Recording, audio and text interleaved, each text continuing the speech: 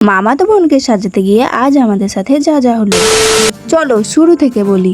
তো বন্ধুরা, আমি কেয়া। আজ আমি আমার মামাতো বোনকে কোণে সাজাবো। তো চলো শাড়িটা বের করে নেওয়া যাক। তো শাড়িটা নিয়ে আমি চললাম পাশের রুমে, যেখানে আমি আমার মামাতো বোনকে সাজাবো। কোণে সাজাতে যা যা জিনিস লাগে আমি সব রকম জিনিসপত্র নিয়ে বসে পড়েছি।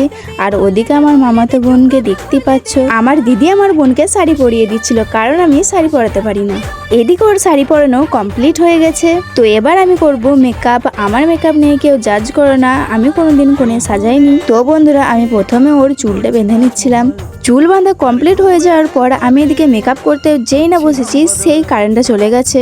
তারপর তো কিছু আর করার ছিল না। তো যতক্ষণ না কারেন্ট আছে ততক্ষণ আমাদেরকে টর্চ লাইট নিয়ে কাজ চালাতে হয়েছে। এইদিকে আমার মেকআপ করা প্রায় হয়ে এসছে।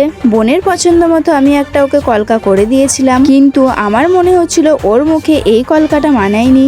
তারপর ধীরে ধীরে ওকে সমস্ত জুয়েলারি পরিয়ে দিচ্ছিলাম। যত সাজানো কমপ্লিট হচ্ছিল তত ওকে সুন্দর লাগছিল। মনে হচ্ছিল সত্যি সত্যি ওর আজকে বিয়ে। আমার বোনকে কেমন লাগছে অবশ্যই আমাকে কমেন্টে জানাবে। আমাদের বাড়িতে তো সবাই বলেছিল যে ওকে খুবই সুন্দর লাগছে। আর এটা হলো আমার বোনের ফাইনাল লুক। তো টাটা বন্ধুরা, আবার দেখা হবে পরের ভিডিওতে।